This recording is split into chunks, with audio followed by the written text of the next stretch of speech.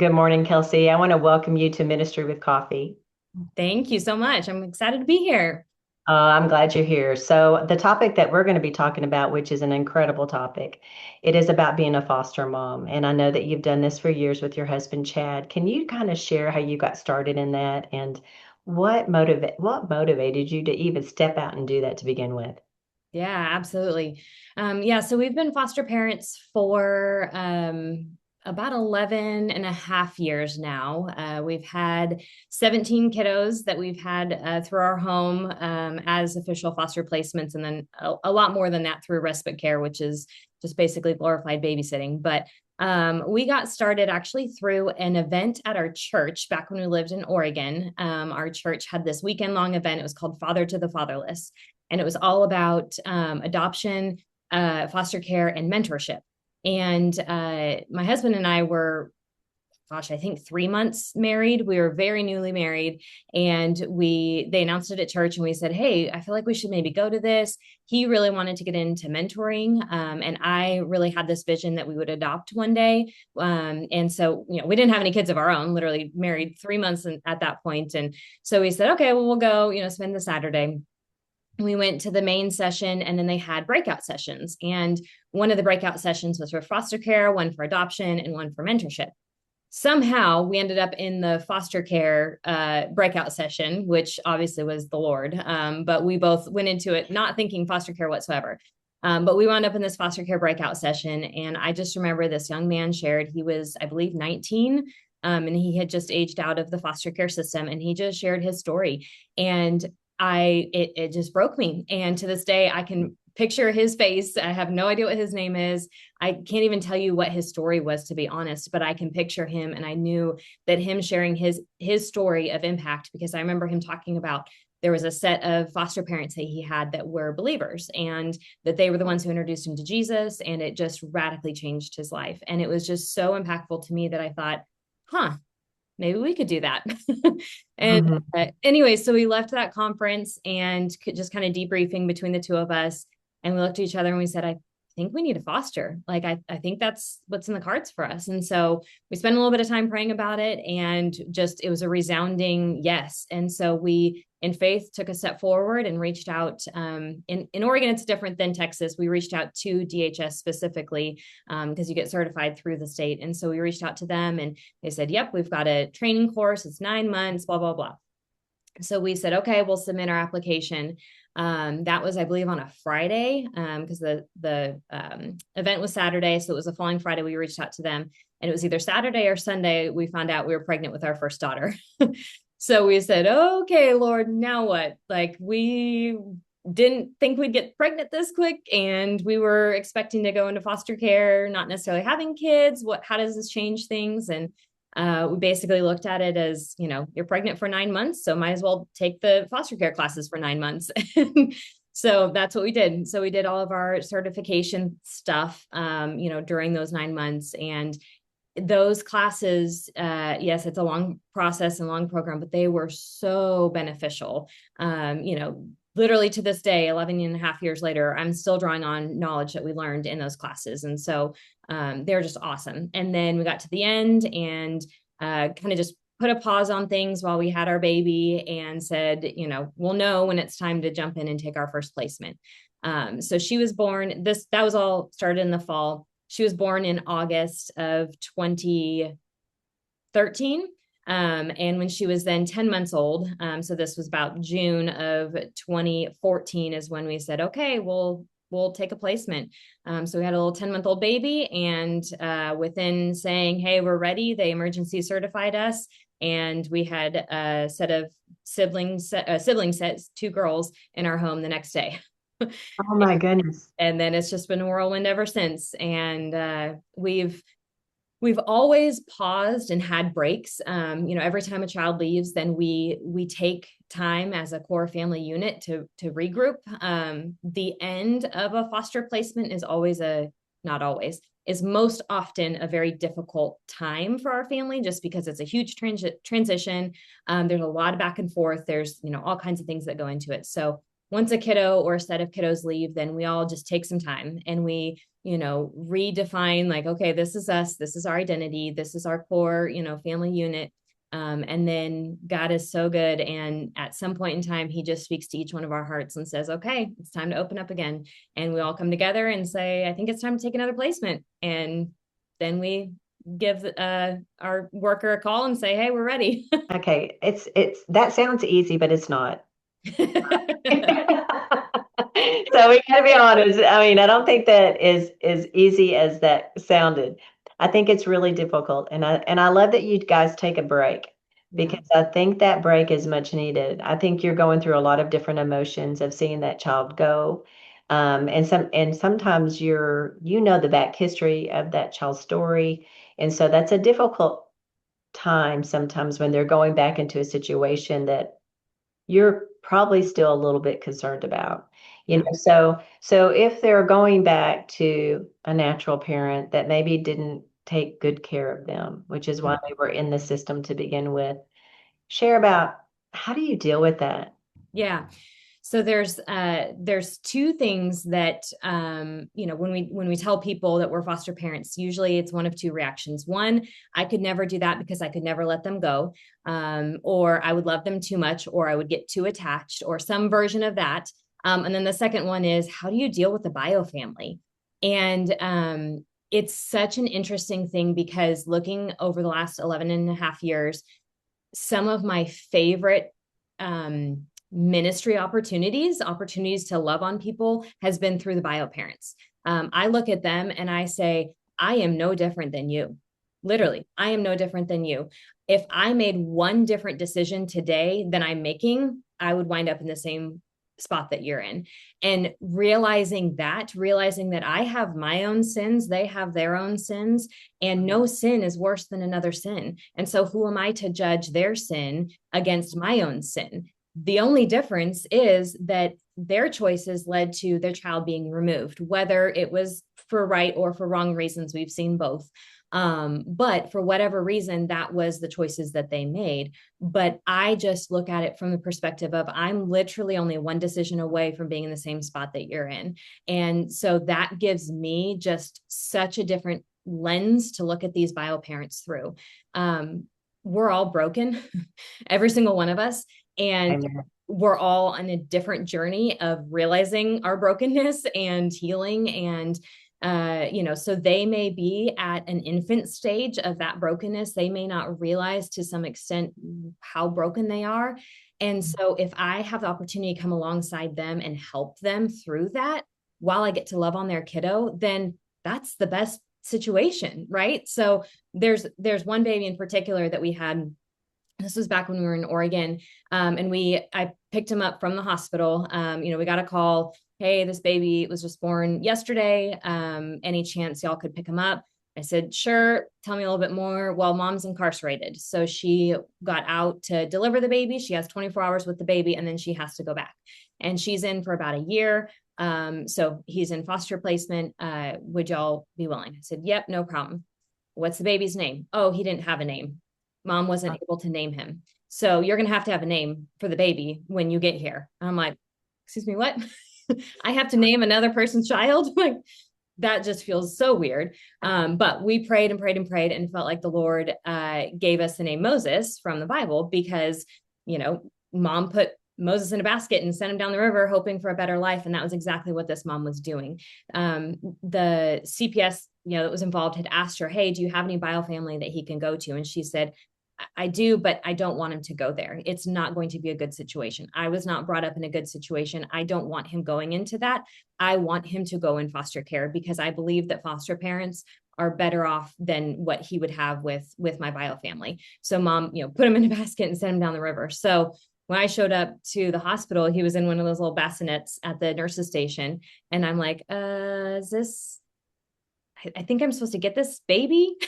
And they're like, oh yeah, are you foster mom? I'm like, yeah. And so just sitting there and, filling out the paperwork, doing all that. Luckily, mom had been able to name him before she left. She had just left about an hour prior. But all that to say, took him home, and we knew that this was going to be a shorter placement, about a year, because that's how long she was incarcerated. And the goal was that mom would do everything she needed to do in order to get him back while she was incarcerated. So I looked at it as an incredible opportunity to serve mom. Like, she's literally in a jail cell and can be, spoken life into in such a captive way. And so I started writing in a journal. It had to be just a regular paper journal, no spiral bound, because spirals cannot go into prison. Wow. Just a pen and paper. And I just started journaling every little thing that this little baby did. This was her first baby. And so that gave me hope that this could be something that changes her life. And it took a very long time to get the approvals, but eventually I was given approval to go into the prison with the baby and be able to facilitate visits there. So then twice a week, I was able to go in and bring her baby to her and teach her how to change a diaper, teach her how to put clothes on him, teach her what his different cries meant, teach her how to feed him, how to make a bottle, how to do all these different things. And at first, when I first went in, her guard was way up. It was like, who the heck are you? And we run into that a lot. Who are you? Why do you have my baby? We're seen as the enemy. But whatever we can do to help drop that guard and help them see we're not the enemy. Like, I don't want to keep your baby away from you. Like, I want you to get healthy so that you can have your baby and you can, continue on. So I saw this as an incredible opportunity to connect with mom and to love on her baby. So over the course of 9 months, she was able to get out early on good behavior. But over the course of 9 months, I was able to go twice a week, and we planned out everything she needed to do when she got out. So, she had great behavior. And so she ended up getting to be part of the garden project they were in and all that. So she was learning all these skills, and she worked all of her services she needed to work, to be able to get him back while she was incarcerated. And then she got out. We had plans for where she was going, where she'd be living, where she'd be working, all of that. She worked every single step. She got out when he was 9 months old. And then about when he was 10 months old, she started to get to have overnight visits with him. And so then we transitioned to overnight visits, and then eventually got to transition him fully back to her. And it was such an incredible, joyous reunification, because she did the work. Like, she did what needed to be done, And so I share that story because if one thing would have been different in that story, would she have wound up where she was? I don't know, and to this day, we still have been in contact some. And I mean, that was, gosh, I don't even know how many years ago, probably 7 years ago. But last I knew, she was married. She had another baby. They're just doing amazing. And I'm like, man, like, if I had looked at her as an enemy, or as how dare you do this to your child? Yeah, the villain, any of that, then I don't know that she would have gotten him back, but because we were able to facilitate this connection with her son and help her to have this life change, then she was able to have her son back, which is what foster care was designed to be. So, anyways, all that to say, I pray for BioFamily like crazy. Any opportunity I have to meet them, I am there. I show up to every single court hearing in hopes that mom or dad is there, so that I can put a face to a name and they can put a face to a name. And I can look them in the eye and I can tell them that I'm on their side, that I support them, that I want to do anything I can in my power to help them. And it's, like I said, I've seen it go both ways. I've seen bio parents meet me, and then that guard just drops, and then they can do that. Now, they don't all become successful in what they're trying to do. Right. But it's just such a unique opportunity.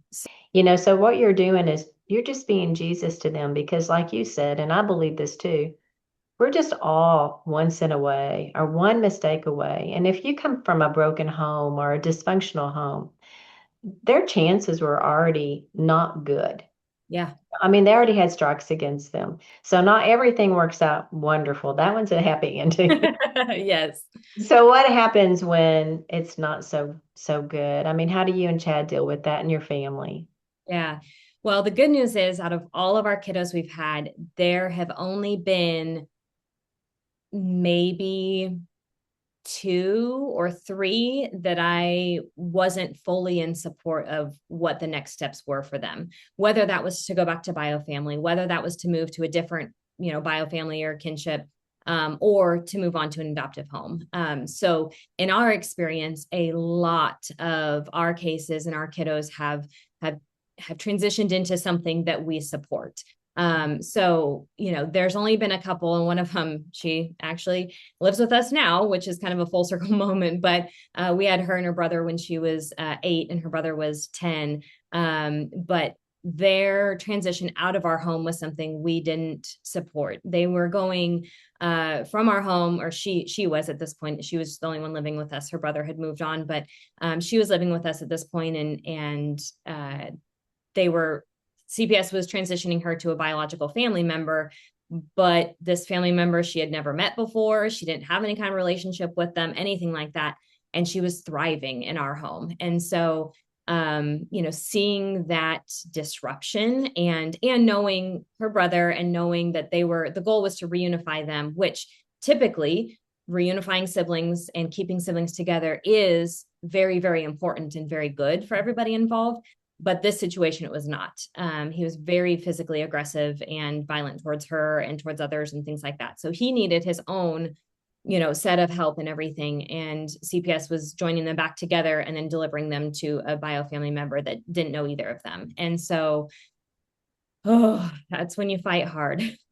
And I have vivid memories of calling absolutely every single worker, every single representative, everybody that could do something for this case and fighting it and saying, this is not in the best interest of this child. I know this child. I have spent the last 9 months with this child. Like, this is not in her best interest. And, yes, let's get siblings back together when siblings are healthy to be back together. But right now is not the opportunity. And unfortunately, that it wasn't listened to. They still made the move, and brother lasted a couple of days before he had an episode and had to be removed. And then she only lasted a few more days before they said, never mind, we're out. And so then she went to another home, and then to another home, and to another, and so now she's aging out of the system at 19 years old. And that was at 8. And my heart breaks, because I'm like, how different could her life have been if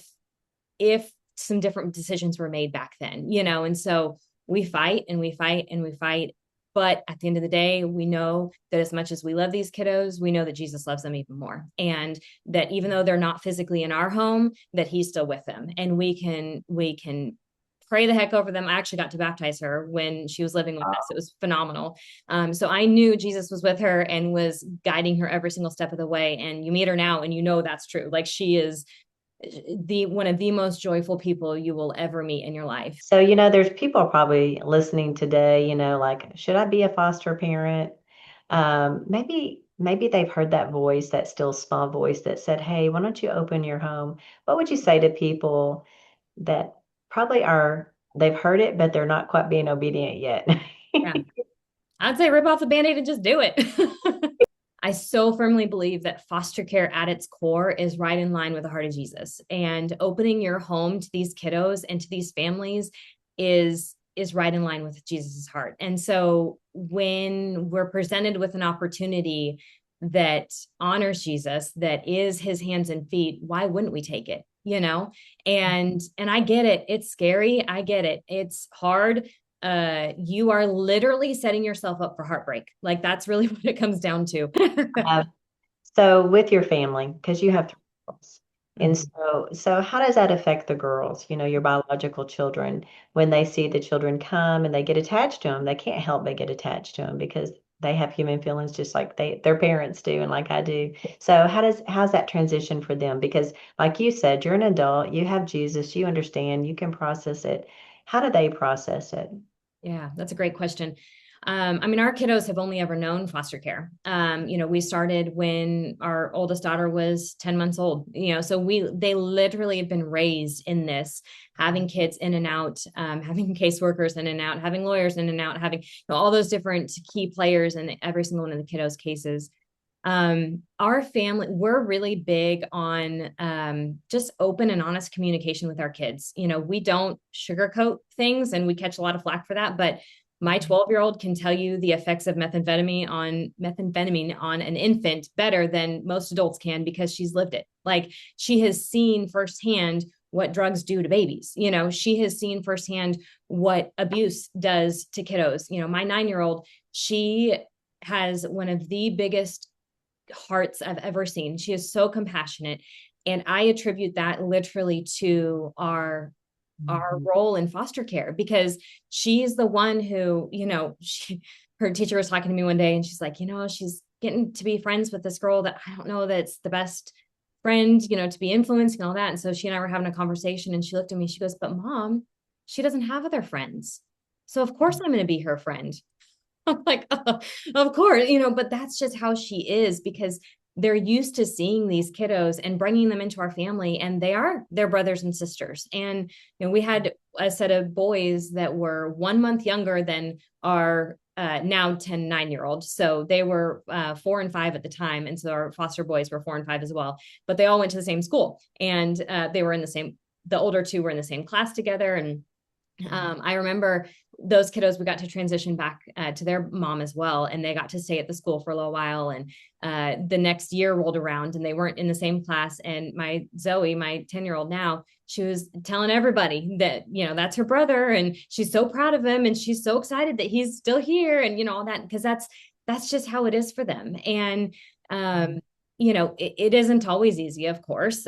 We've had kids that my kids have said, Mom, I think they need to leave now, and in the most honest, kid way, and we listen and we talk about that and we work through those emotions, and they get jealous. They get jealous that, these kids get more attention than they do from time to time. And, it's all that open communication. The other kind of practical piece is that after that set of boys that were the same age as our kids, we realized that was not a good situation. And we really have to have an age separation between our biological kids and our foster kids. So our bio kids, we had they're 18 months apart, or no, 16 months apart, and then 14 months apart. And so they were back to back. So they're all kind of the same age. And so when they were young, we would have older foster kids. Then once they became a little bit older, then we had younger foster kids. So that kind of separation really has helped us, because our foster kids are treated differently because they're a totally different age. The baby we have right now, yeah, he needs a lot more attention than my 10-year-old because he's a baby and he can't fend for himself, so that has really helped in a natural way to kind of separate that and not cause as much jealousy and all of that. But we value our kids' opinions so much, and we ask them all the time, hey, how's it going? How are you feeling? Anything we need to do to adjust things, blah, blah, blah. Like I mentioned, after a kiddo leaves and we take a break, all the kids have to be ready to go. And we won't say yes until everybody's like, yep, we're in. Most of the time, actually, every single time, our girls have been ready for a foster placement before my husband and I have been. You know what I love about when you were talking about the girls and how they feel and how much empathy they have and the mercy and the grace that they extend to these children. I think it's valuable. Yeah. I think in a society where it's all about me, I think what you're teaching them is huge. Before we sign off today, because our time is up, I just want you to give a word to the listeners today, just a word of encouragement of what they can do to be the hands and feet of Jesus in their own lives. So can you share something with them before we sign off? Absolutely. Just ask the Lord what exactly he wants you to do to be the hands and feet, on his behalf. He's got so much more planned for you than what you could ever think or imagine. And he wants to share that with you. So take that time, sit with him, ask those questions, be open to his answers, because it may be, hey, open up your home to foster, or it could be start a mentorship program or join in with a different mentorship program, or it could be, hey, go adopt from the foster care system, or it may have something just totally obscure in mind for you, and just be open to that. Ask him exactly what he wants you to do. And I have full faith that he will absolutely answer you, and it will blow your mind what he has planned for you. Oh, I agree 100%. Oh, Kelsey, thank you so much for coming on today. And I know it's going to really help a lot of listeners out there. And I know that there's some parents out there that's going to hear this, younger parents like you and Chad were when y'all were only married 3 months, that this might actually birth something incredible in their life by saying yes to being a foster parent. So thanks again for coming on, and we're so glad. And thanks for your heart for Jesus. Absolutely. Thank you. Thank you for having me. Hello, friends. I just want to take a moment and thank you for joining us today with Ministry with Coffee. We're so glad that you're here. And I want to ask that if this has moved you or encouraged you, the story that you just listened to today, that you would like our page and that you would share our page with your friends and your family. Together, if we work together, we can share the gospel of Jesus throughout the world at one cup, one story at a time. Thank you again for your support. We are so glad that you have chosen to minister and partner with us. Thank you again.